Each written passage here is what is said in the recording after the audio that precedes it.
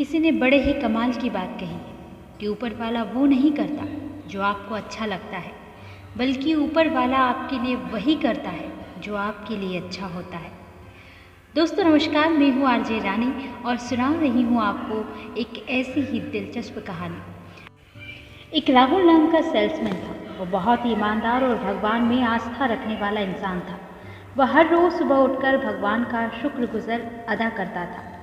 उसके बाद ही अपने काम पर जाता था। वो लड़का एक कंपनी में सेल्समैन की नौकरी करता था। 2 साल से एक ही कंपनी में काम करने के बाद भी उसकी तनख्वाह नहीं बढ़ रही थी। इससे वो बहुत परेशान रहता था।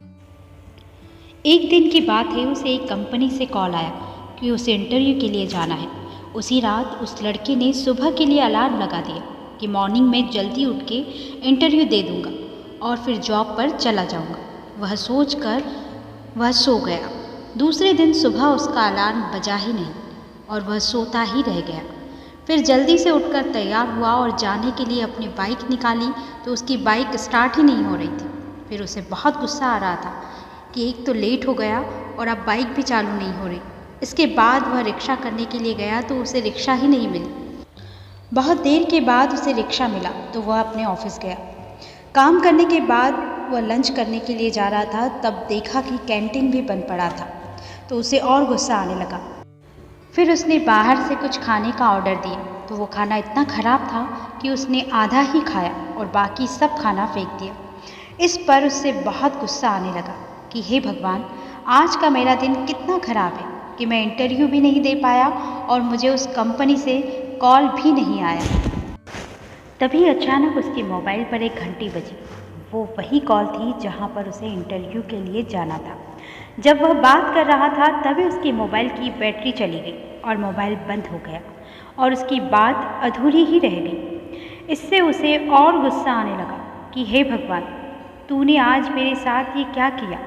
मैं तेरी इतनी पूजा करता हूँ, फिर भी तूने आज मेरा कोई काम नहीं होने दिया।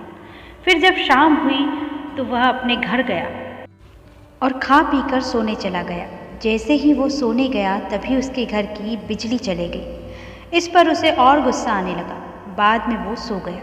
सोने के बाद उसके सपने में भगवान आए। तब उसने भगवान से अपनी पूरी बात बताई और भगवान पर बहुत नाराज़ हुआ।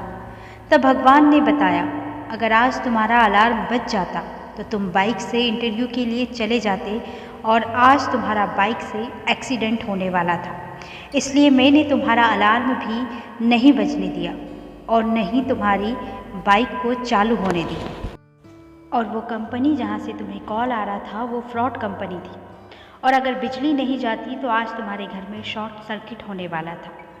तुम मेरी पूजा करते हो तो मैं नहीं चाहता था कि तुम्हें कुछ हो, इसलिए तुम्हारी जान बचाने के लिए मुझे ये सब करना पड़ा। ये सुनकर लड़के की नींद खुल गई और वो अच्छे से समझ चुका था कि आज मेरे साथ जो हुआ उसमें मेरी ही भलाई थी।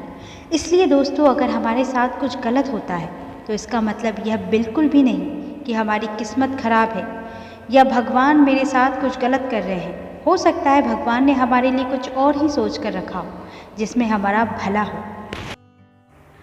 दोस्तों, इसलिए ज़िंदगी में वो नहीं होता जो हम चाहते हैं, बल्कि वो होता है जो भगवान चाहते हैं। और अगर भगवान हमारे बारे में कुछ चाहते हैं तो वो अच्छा ही होगा। दोस्तों, आपको ये कहानी कैसी लगी मुझे कमेंट करके ज़रूर बताएं और अगर वीडियो अच्छी लगी है तो वीडियो को लाइक करके चैनल को सब्सक्राइब करके बेल आइकन को प्रेस कर लें।